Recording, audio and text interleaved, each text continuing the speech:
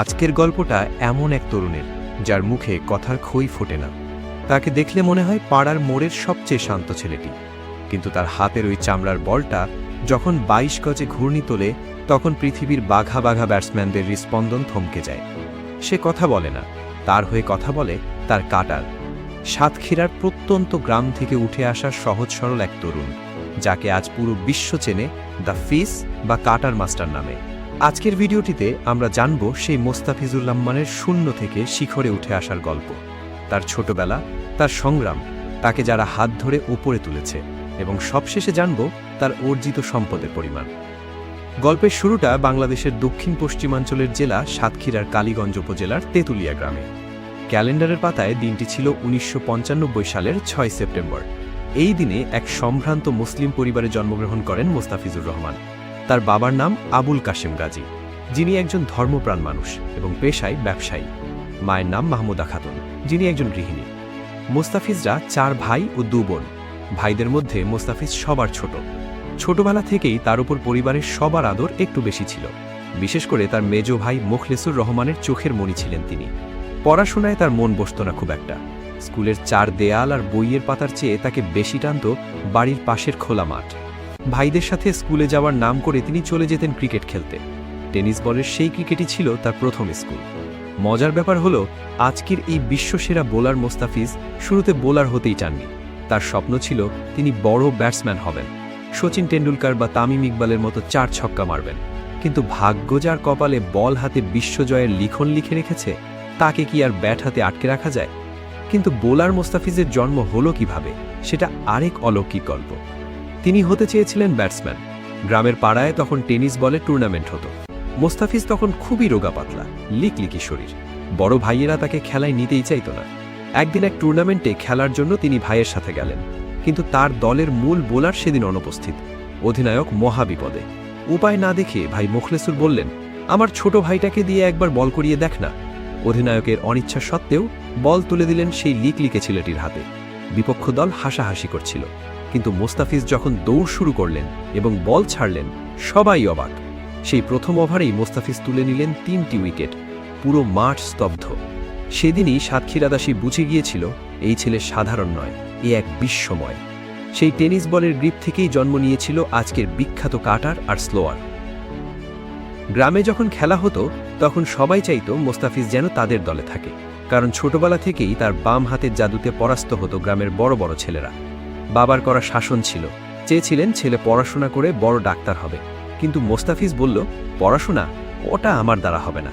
আসলে তার স্বপ্ন যে আকাশ ছোঁয়া তা কে জানত।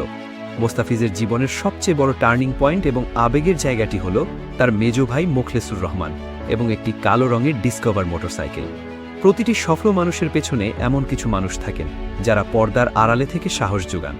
মোস্তাফিজের জীবনে সে মানুষটি হলেন তার মেজ ভাই মোখলেস রহমান। মোস্তাফিজের আজকের এই অবস্থানের পেছনের সবচেয়ে বড় অবদান এই মানুষটির। মোস্তাফিজের গ্রামের বাড়ি থেকে সাতক্ষীরা জেলা শহরের প্র্যাকটিস গ্রাউন্ডের দূরত্ব ছিল প্রায় ৪০ কিলোমিটার। একজন কিশোরের পক্ষে প্রতিদিন এই পথ পাড়ি দেওয়া ছিল অসম্ভব, কিন্তু ভাই মোখলেসুর রহমান হাল ছাড়েননি। সালটা ছিল ২০১০ বা ১১-র দিকে। প্রতিদিন ভোরের আলো তখনও ফোটেনি। ঘড়িতে সময় সকাল ৫:৩০ বা ৬টা। কুয়াশায় ঢাকা শীতের সকালে যখন গ্রামের মানুষ লেপ মুড়ি দিয়ে ঘুমাচ্ছে, তখন গর্জে উঠত সেই ডিসকভার বাইকের ইঞ্জিন। ভাইয়ের বাইকের পেছনে কাঁধে কিট ব্যাগ নিয়ে বসে থাকতেন ছোট্ট মোস্তাফিজ। ৪০ কিলোমিটার গিয়ে অনুশীলন, আবার ৪০ কিলোমিটারে ফিরে আসা। প্রতিদিন মোট ৮০ কিলোমিটারের এই জার্নি ছিল তাদের রুটিন। রোদ, ঝড়, বৃষ্টি কোনো কিছুই এই ডিসকভার বাইকের চাকা থামাতে পারেনি। ভাই জানতেন মোস্তাফিজের মধ্যে বিশেষ কিছু আছে। যখন সবাই পড়াশোনার জন্য চাপ দিত, তখন মোখলেসুর রহমান ঢাল হয়ে দাঁড়াতেন। তিনি প্রথম মোস্তাফিজের ট্যালেন্ট আজ করতে পেরেছিলেন এবং তাকে উন্নত প্রশিক্ষণের জন্য উৎসাহিত করেছিলেন। ভাইয়ের এই অক্লান্ত পরিশ্রম আর বিশ্বাসী মোস্তাফিজকে গ্রাম থেকে জেলা পর্যায়ে খেলার সুযোগ করে দেয়। ২০১২ সাল ফাস্ট বোলার হান্ট কর্মসূচিতে অংশ নিতে ঢাকায় এলেন মোস্তাফিজ। গ্রামের সেই শান্ত ছেলেটি ঢাকার জ্যাম আর কোলাহলে হারিয়ে গেলেন। একাডেমিক ভবনের বারান্দায় দাঁড়িয়ে আকাশের দিকে তাকিয়ে বাড়ির কথা ভাবতেন। চোখের কোণে জল চলে আসত। অনেকবার ব্যাগ গুছিয়েছিলেন পালিয়ে বাড়ি চলে যাবেন বলে, কিন্তু ওই যে মেঝো ভাইয়ের স্বপ্ন। অনূর্ধ্ব ১৯ দলে সুযোগ পেলেন। ২০১৪ সালের অনূর্ধ্ব ১৯ বিশ্বকাপে তিনি নজরে আসেন। তার কবজির মোচ দেখে কোচরা অবাক হয়ে যান। ওয়েস্ট ইন্ডিজের কিংবদন্তি এবং তৎকালীন বোলিং কোচ কোর্টনি ওয়াশ বা থিথেস্টিকরা তাকে একটাই পরামর্শ দিয়েছিলেন, কখনও নিজের অ্যাকশন বদলাবে না। সেটাই ছিল তার কেরিয়ারের টার্নিং পয়েন্ট। 2015 সাল, সময়টা ছিল বাংলাদেশের ক্রিকেটারদের জন্য এক নতুন সূর্যোদয়ের। পাকিস্তানের বিপক্ষে টি-20 দিয়ে আন্তর্জাতিক ক্রিকেটে অভিষেক হয় মোস্তাফিজের। শহীদ আফ্রিদি ও মোহাম্মদ হাফিজের উইকেট নিয়ে 4 ওভারে মাত্র 20 রান দিয়ে 2টি উইকেট নিয়ে তিনি জানান দিলেন তিনি আসছেন রাজত্ব করতে। কিন্তু ইতিহাস গড়া বাকি ছিল। ভারতের বিপক্ষে ওয়ানডে সিরিজে তাকে নামানো হলো। মিরপুরের সেই ম্যাচে যা ঘটল তা ক্রিকেট ইতিহাসের পাতায় স্বর্ণাক্ষরে লেখা থাকবে। বিশ্বের সেরা batting line up, Rohit Sharma, Dhoni, Raina সবাই ধরাশায়ী হলেন 19 বছরের এক রোগা পাতলা ছেলের কাছে। তার স্লোয়ার আর কাটারে দিশেহারা হয়ে গেল ভারত। অভিষেক ম্যাচেই 5 উইকেট আর পরের ম্যাচে 6 উইকেট। বিশ্ব ক্রিকেট অবাক হয়ে দেখল কাটার মাস্টারের জন্ম। মহেন্দ্র সিং ধোনি তাকে ধাক্কা দিলেও তার মনোবল ভাঙতে পারেননি, বরং তিনি ফিরে এসেছিলেন আরও শক্তিশালী হয়ে। ঠিক 3 দিন পর 21 জুন 2015 দ্বিতীয় ওয়ানডেতে তিনি নিলেন 6 উইকেট। প্রথম 2 ওয়ানডেতে মোট 11 উইকেট নিয়ে তিনি গড়লেন বিশ্ব রেকর্ড। তাকে নাম দেওয়া হলো কাটার মাস্টার। 21 জুলাই 2015 সালে দক্ষিণ আফ্রিকার বিপক্ষে টেস্ট ক্যাপ পান তিনি এবং সেখানেও ম্যান অব দ্য ম্যাচ হন। মোস্তাফিজের এই জাদুকারী পারফরম্যান্সের খবর পৌঁছে গেল বিশ্বের সবচেয়ে জাঁকজমকপূর্ণ লিগ আইপিএল থেকে। 2016 সালে সানরাইজার হায়দ্রাবাদ তাকে দলে ফেরায়। সেখানে ডেভিড ওয়ার্নার তাকে ব্যবহার করলেন ট্রুপের তাস হিসেবে। সেই আসরে তিনি 16 ম্যাচে নিলেন 17 উইকেট। তার ইকোনমি রেট ছিল অবিশ্বাস্য। হায়দ্রাবাদকে চ্যাম্পিয়ন করার পেছনে তার অবদান ছিল সবচেয়ে বেশি। তিনি হলেন আইপিএলের ইতিহাসের প্রথম এবং একমাত্র বিদেশি খেলোয়াড় যিনি ইমার্জিং প্লেয়ার বা সেরা উদীয়মান খেলোয়াড়ের পুরস্কার জিতেছিলেন। ভাষা না জেনেও, ইংরেজি না বুঝেও শুধুমাত্র বলের ভাষায় তিনি জয় করেছিলেন কোটি মানুষের মন। মোস্তাফিজের এই উত্থানে তার মেজ ভাই ছাড়াও জাতীয় দলের তৎকালীন অধিনায়ক মাশরাফি বিন মর্তুজার অবদান ছিল বিশাল।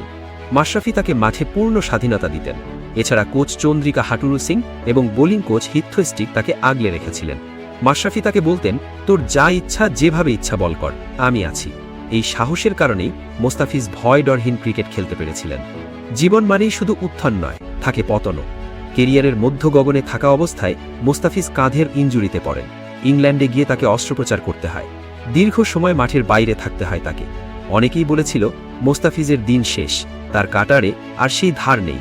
কিন্তু মোস্তাফিজ দমে যাননি। কঠোর পরিশ্রম, রিহ্যাবিলিটেশন এবং মানসিক দৃঢ়তা দিয়ে তিনি আবার ফিরে এসেছেন। 2019 বিশ্বকাপে লর্ডসের ঐতিহাসিক মাঠে পাকিস্তানের বিপক্ষে 5 উইকেট নিয়ে তিনি প্রমাণ করেছেন বাঘ আহত হলেও বাঘই থাকে।